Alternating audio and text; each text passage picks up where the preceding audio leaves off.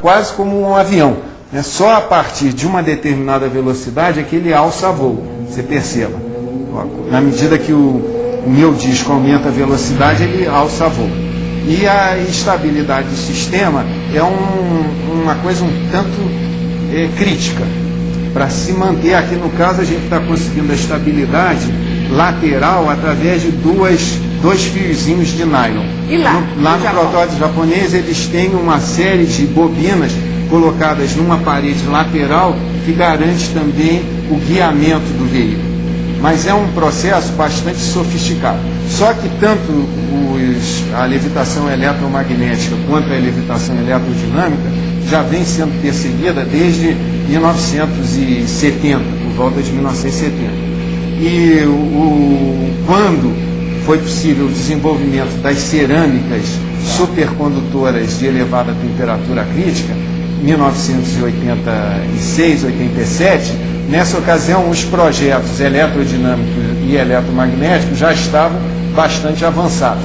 E eu acredito que em função disso, os grupos que estavam trabalhando nisso não quiseram voltar os olhos para essa outra opção, que é o que nós estamos tentando desenvolver aqui na UFRJ. Com outros países? Com outros países. Nós temos uma colaboração com Dresden, na Alemanha, e um bom contato também, se bem que não tão estreito, com a Universidade de Chengdu, na China.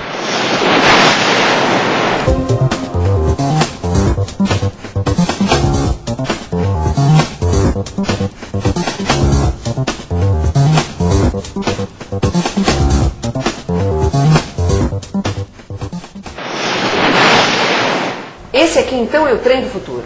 Bom, é o que nós estamos apostando, porque a partir de 1986, 87, com o desenvolvimento das cerâmicas supercondutoras de elevada temperatura crítica, foi possível colocar o fenômeno conhecido como efeito Meissner na prática para a construção de veículos que levitam. E de uma forma vantajosa, porque é estável, o sistema é estável, não necessita de uma malha de controle, como aconteceu na levitação eletromagnética, e também eu não vou precisar de rodas até atingir uma velocidade para alçar voo. Professor, explica mais um pouquinho, qual é o papel da cerâmica nesse processo? No caso, a cerâmica, esse trilho é constituído por ímãs, e a cerâmica supercondutora, ela se comporta como um ímã em oposição àquele que está no trilho.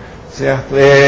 Os termos que se usa é que o supercondutor se comporta como um diamagneto. E o diamagneto espelha o campo que se encontra ao redor dele. E daí mas com a vantagem que esse sistema, feito por supercondutores de elevada temperatura crítica, ele é estável, como está colocado aqui. Porque se você tentar botar um ímã em oposição de polaridade um contra o outro, ele não fica. Um vai bater no outro. Precisa de alguma coisa que os mantenha um faceando o outro. E aqui não há necessidade disso. Naturalmente, ele já fica dessa forma. E você vê que é completamente estável. Se você tentar puxá-lo para cima, ele não vai sair. Se você tentar empurrá-lo para baixo, ele não vai. Pode tentar. Tenta puxar para cima, ele não vai. Tenta empurrar para o lado ou para o outro. Ele vai ficar. Ele está ali, grudadinho. Ele está muito preso. Está muito bem preso. Quer dizer, em termos de segurança, não tem perigo nenhum. E mais ainda, alguém que possa dizer, puxa, e se acabar o nitrogênio? Não é também instantaneamente que ele vai perder a propriedade de levitação. Ele lentamente vai diminuindo esse afastamento do trilho. Não é uma coisa instantânea. E o combustível limpo, que favorece muito o meio ambiente? Sim, a refrigeração, no caso desses de alta temperatura, é feita com nitrogênio líquido, e nitrogênio é o elemento que mais está presente na atmosfera. Quer dizer, essa fumacinha que está saindo, ela não está poluindo em nada. Ela só está voltando para de onde ela foi tirada, que é o nitrogênio do ar, né? A função do nitrogênio líquido é fundamental para a levitação deste novo modelo de trem. Ao se transformar em vapor, em aproximadamente menos 200 graus Celsius, ele atinge a temperatura suficiente para tornar os supercondutores ativos. É exatamente nesta hora que as pequenas pastilhas revelam suas maiores propriedades magnéticas. O que significa a chegada desses supercondutores à ciência?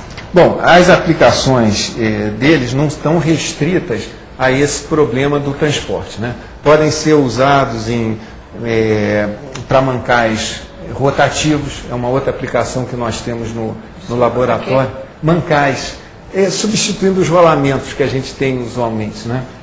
Pode ser usado. E os supercondutores também podem ser aplicados para a produção de cabos, condutores de energia elétrica com capacidade muito superior ao cobre, que é utilizado largamente nos dias de hoje. Nas hidrelétricas, por exemplo? Sim, Beatriz, os supercondutores têm uma vasta gama de aplicações que atualmente ainda estão a nível de pesquisa.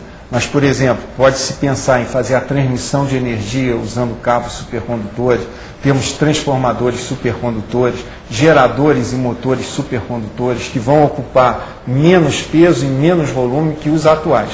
Para a indústria aeronáutica, a indústria naval, isso daí é extremamente interessante.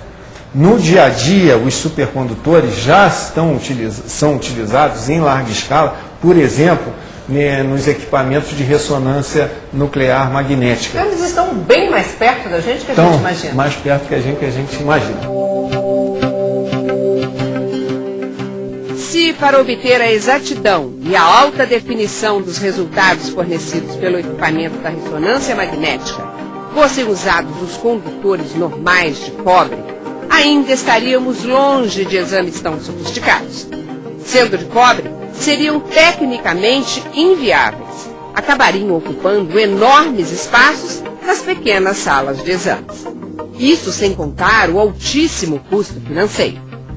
Com toda essa nova tecnologia, toda a energia concentrada pelos supercondutores atravessa o nosso corpo de maneira inofensiva e revela o que há poucos anos seria impossível a medicina descobrir. E as mudanças tecnológicas ainda podem ser muito maiores. Os supercondutores e os eletroímãs reduziriam a 1/10 o tamanho de todo o maquinário usado hoje por uma hidrelétrica. Isso sem contar a altíssima elevação da potência energética produzida. Seriam aumentadas as facilidades de acesso ao carro elétrico. Os computadores não passariam de microaparelhos. Com os supercondutores, nossa tecnologia que usa eletricidade poderá mudar. E é assim mesmo que transcorre boa parte da evolução da história. A convivência do homem com o material de cada tempo. Do homem da pedra lascada ao homem da era do átomo.